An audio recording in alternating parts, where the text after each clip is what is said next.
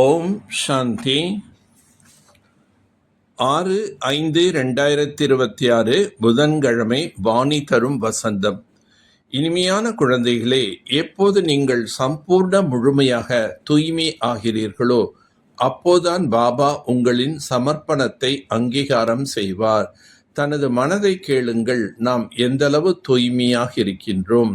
குழந்தைகள், நீங்கள் இப்போது குஷியுடன் பாபா மீது வழியாகிறீர்கள்.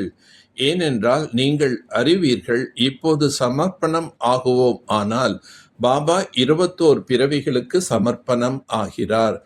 குழந்தைகளாகி உங்களுக்கு இதுவும் தெரியும். இப்போது இந்த அவினாஷி ருத்ர ஞான யஜ்யத்தில் மனிதர்கள் அனைவருமே அர்ப்பணம் ஆக வேண்டும். ஏனென்றால் நீங்கள் முதலிலேயே குஷியுடன் தங்களின் உடல், மனம், செல்வம் அனைத்தையும் அர்ப்பணம் செய்து பயனுள்ளதாக ஆக்கிக் கொள்கிறீர்கள். உங்கள் வாழ்க்கையில் அரைக்கல்பம் புண்ணியம், அரைக்கல்பம் பாவம் நடைபெறுகின்றது. புண்ணியத்தின் ஆஸ்தி பாபாவிடமிருந்து கிடைக்கின்றது.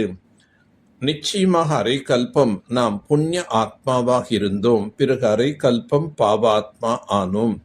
இப்போது புண்ணிய ஆத்மாவாக ஆக வேண்டும். எந்தளவு புண்ணிய ஆத்மாவாக ஆகியிருக்கின்றோம் என்று ஒவ்வொருவரும் தங்களின் மனதை கேட்க வேண்டும். அசுர வழிமுறையினால் பாவ ஆத்மா ஆகியே பிறவி என்னும் ஏணிப்படியில் கீழே இறங்கி வந்து விட்டோம். மனிதர்கள் தங்களை காட் ஃபாதர் என சொல்ல முடியாது. பிரம்மா, விஷ்ணு, சங்கர் கூட தங்களை காட் ஃபாதர் என சொல்லிக் கொள்ள முடியாது. காட் ஃபாதர் என்பவர் ஒரே ஒரு நிராகாரமான தந்தை மட்டும்தான். இப்பொழுது கலியுகத்தின் கடைசி என்பதால் நிச்சயம் அந்த நிராகார தந்தை வந்துள்ளார். ஸ்ரீ கிருஷ்ணரின் ஆத்மா கூட ஸ்ரீமத் மூலம் மீண்டும் தேவதையாக ஆகின்றது. மனிதர்கள் நல்ல கர்மங்கள் செய்கின்றனர், கெட்ட கர்மங்களும் செய்கின்றனர். சத்யுக திரேதாவில் நல்ல கர்மங்களை மட்டுமே செய்வார்கள். எவ்வளவுதான் தான புண்ணியம் செய்து வந்திருந்த போதிலும் பிறகும் கீழே இறங்கியே வந்துள்ளனர்.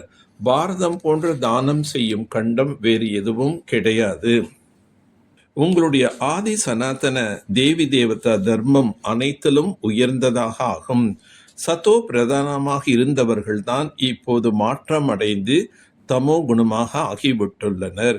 இப்போது குழந்தைகள், நீங்கள் புரிந்து கொண்டிருக்கின்றீர்கள். ஞான கடல் பத்தீத்த பாவன் என யாரை அழைக்கின்றனரோ அவரே நம் முன் அமர்ந்து பாடம் சொல்லி தந்து கொண்டிருக்கின்றார். அவர் ஞான கடல், அன்பு கடலாக உள்ளார். கிறிஸ்துவுக்கு இதுபோல் மகிமை செய்ய மாட்டார்கள். ஸ்ரீ கிருஷ்ணரை ஞான கடல் பத்தீத்த பாவன் என்றும் கூற முடியாது. பாபா சொல்கின்றார், நான் வந்து இயற்கையின் ஆதாரத்தை எடுத்துக் கொள்கின்றேன். எனது ஜென்மம் மனிதர்களுடையது போல் கிடையாது. நான் கர்ப்பத்தில் வருவது கிடையாது. ராவண ராஜ்யத்தில் மனிதர்கள் பாவம் செய்து கொண்டே இருக்கின்றனர். இப்போது பாரதம் ராவணால் சாபமிடப்பட்டுள்ளது. அதனால் துர்கதி ஏற்பட்டுள்ளது. நீங்கள் சிவ் பாபாவை நினைவு செய்ய வேண்டும். நினைவு செய்வதன் மூலம்தான் நீங்கள் தூய்மையாக ஆவீர்கள். வேறு எந்த ஒரு உபாயமும் கிடையாது. தூய்மை ஆகாமல் நீங்கள் முக்தி தாமத்திற்கு செல்ல முடியாது. கர்மம், அகர்மம் மற்றும் விகர்மத்தின் கதியை அறிந்து கொண்டு இப்போது எந்த விகர்மத்தையும் செய்யாமல் இருக்க வேண்டும். கர்ம சேத்திரத்தில் கர்மம் செய்து கொண்டே விகாரங்களை தியாகம் செய்வதுதான் விகர்மங்களிலிருந்து தன்னை பாதுகாப்பதாகும். நமது சமர்ப்பணத்தை பாபா ஏற்றுக்கொள்ள வேண்டும் அளவுக்கு முழு தூய்மையாக ஆக வேண்டும். தூய்மை அடைந்து தூய்மையான உலகத்திற்கு செல்ல வேண்டும். உடல், மனம், செல்வம் அனைத்தையும் இந்த யஜ்யத்தில் அர்ப்பணம் செய்து பயனுள்ளதாக ஆக்கிக் கொள்ள வேண்டும். ஞானத்தின் ஒளி சக்தி மூலம் விக்ன விநாசக் ஆகக்கூடிய மாஸ்டர் ஞானம் நிறைந்தவராக ஆகுக. பக்தி மார்க்கத்தில் கணேசரை விக்ன விநாசக் என்று சொல்லி பூஜிக்கின்றனர். அதோடு அவரை மாஸ்டர் ஞானம் நிறைந்தவர், வித்யாபதி என்றும் ஏற்றுக்கொண்டுள்ளனர். ஆக எந்த குழந்தைகள் மாஸ்டர் ஞானம் நிறைந்தவராக ஆகிறார்களோ அவர்கள் ஒருபோதும் விக்னங்களில் தோற்று போக மாட்டார். ஏனென்றால் ஞானம் என்பது ஒளி சக்தி என சொல்லப்படுகின்றது. இதன் மூலம் இலக்கை சென்றடைவது எளிதாகி விடுகின்றது. இதுபோல் யார் விக்ன விநாசக்காக இருக்கின்றார்களோ அவர்கள் பாபாவுடன் கூட சதா இணைந்த நிலையில் இருந்து ஞானத்தை சிந்தனை செய்து கொண்டே இருப்பார்கள். அவர்கள் ஒருபோதும் விக்னங்களிடம் தோல்வியடைய முடியாது. உள்ளும் புறமும் உள்ள தீயவை அனைத்தையும் சம்பூர்ண வில் செய்து விடுவீர்களானால் வில் பவர் உங்களிடம் வந்துவிடும்.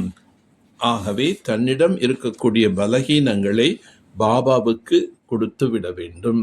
இப்பொழுது அனுபவியாக ஆகி மற்றவர்களையும் ஆடாத அசையாதவர்களாக ஆக்குவதற்கான அனுபவம் செய்விப்பதற்கான சமயமாகும். இப்போது விளையாடுவதற்கான சமயம் முடிந்து விட்டது.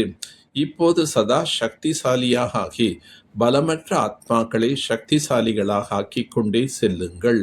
உங்களிடம் சக்தியற்ற தன்மையின் சம்ஸ்காரம் இருக்குமானால் மற்றவர்களையும் சக்தி அற்றவராக ஆக்கிவிடுவீர்கள்.